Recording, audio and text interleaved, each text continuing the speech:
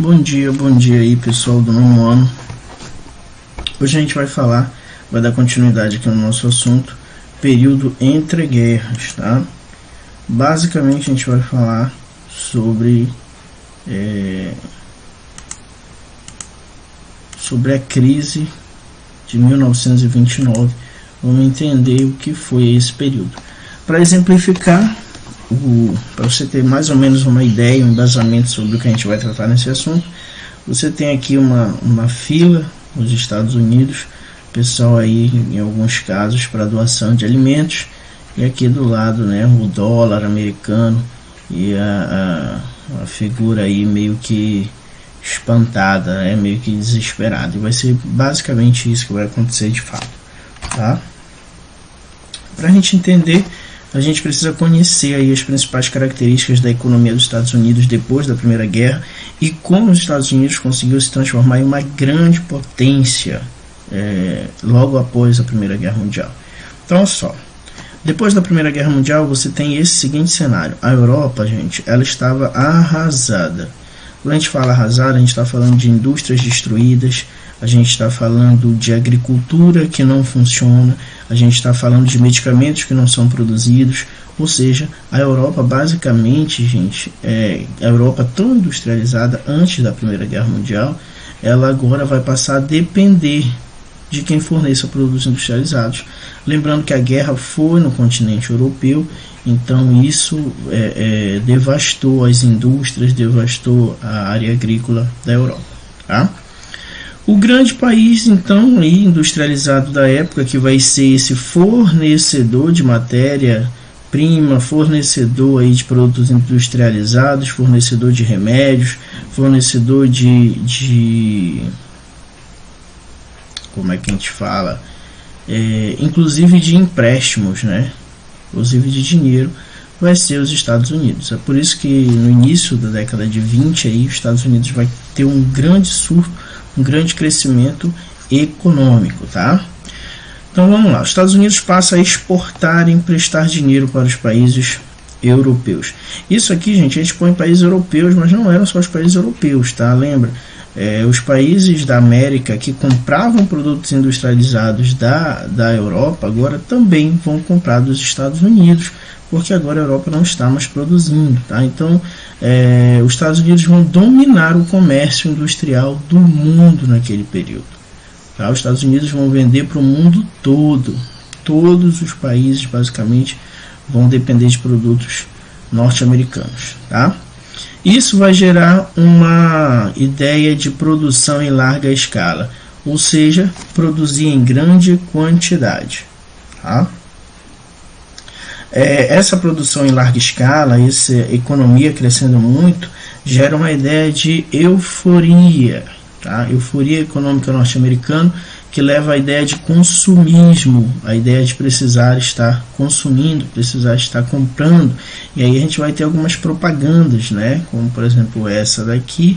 Geralmente nas propagandas daquele período era a imagem de uma família sorridente, feliz, ou passeando num bosque, ou então, como esse caso aqui, viajando dentro de um automóvel, tá?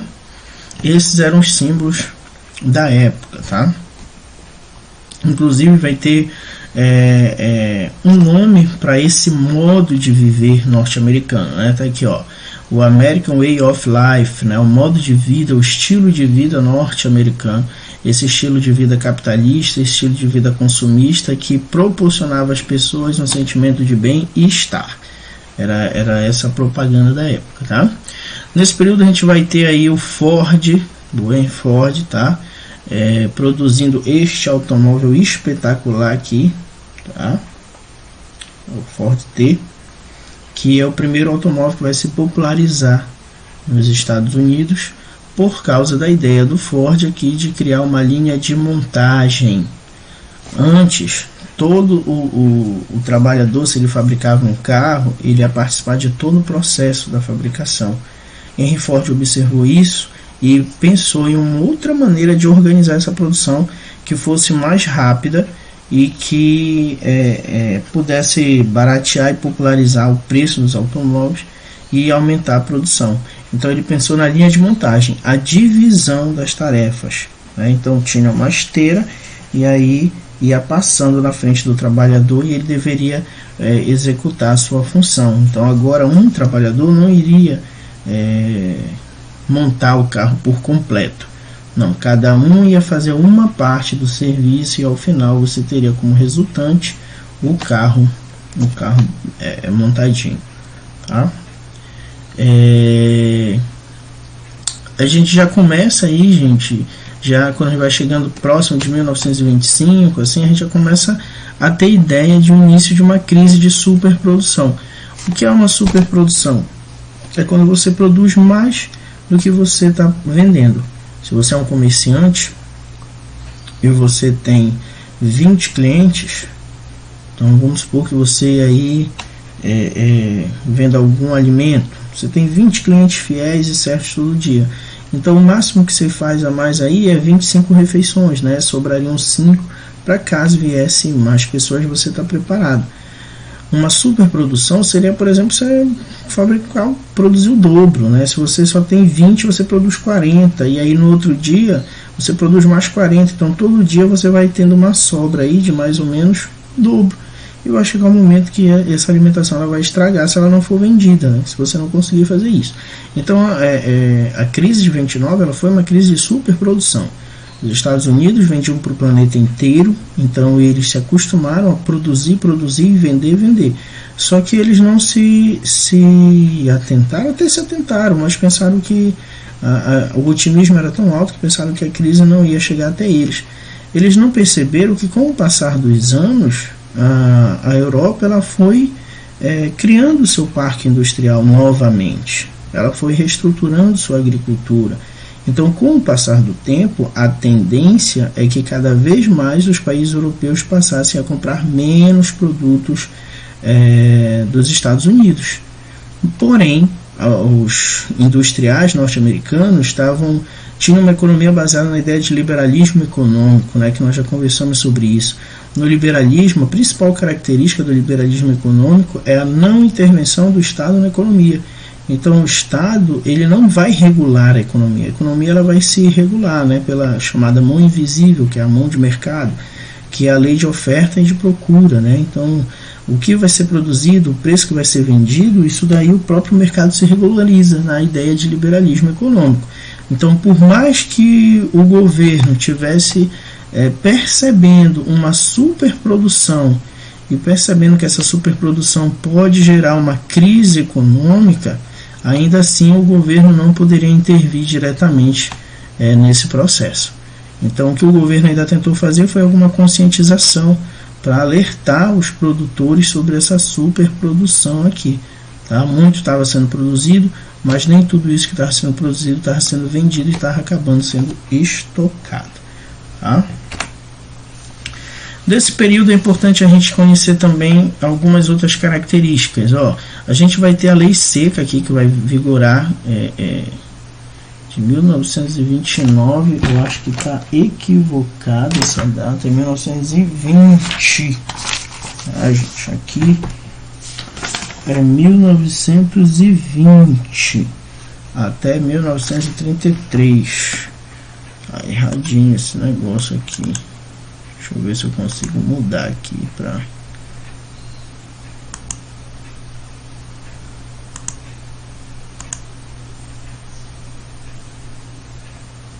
não atrapalhar aqui a vida de vocês. 1920. Pronto, tá? Consegui mudar. Então olha só, essa lei seca, gente, era uma lei que proibia o transporte, a venda e a produção de bebidas alcoólicas dentro dos Estados Unidos. Isso porque eles acreditavam que a bebida alcoólica, o consumo de bebida alcoólica era o grande responsável por alguns problemas sociais norte-americanos, entre eles o próprio desemprego e a baixa qualidade de vida de alguns empregados.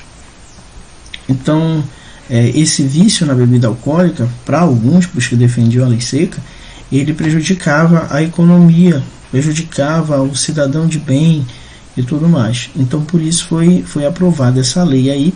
E aí você tem a imagem aqui, né, dessa bebida sendo jogada fora no esgoto, tá? aqui a primeira imagem.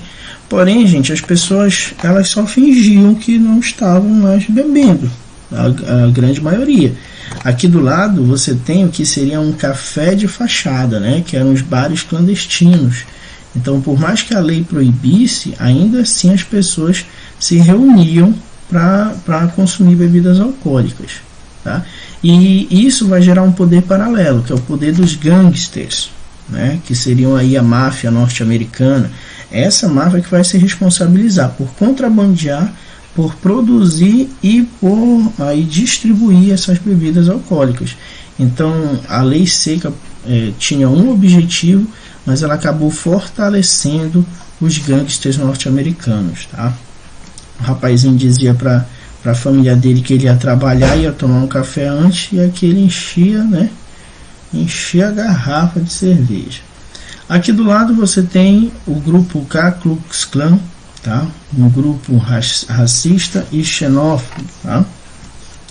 Esse grupo aqui aterrorizou muita população afrodescendente norte-americana, e não só esses, tá? Mas também os imigrantes.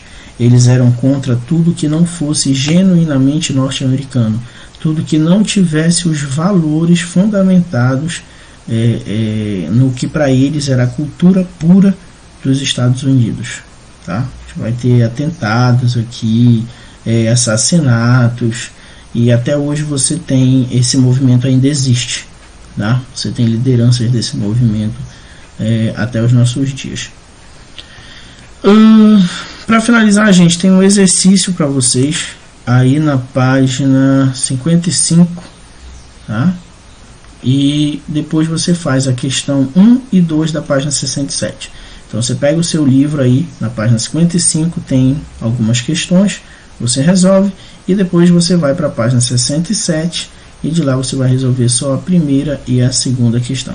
Tenham todos um bom dia e até a próxima.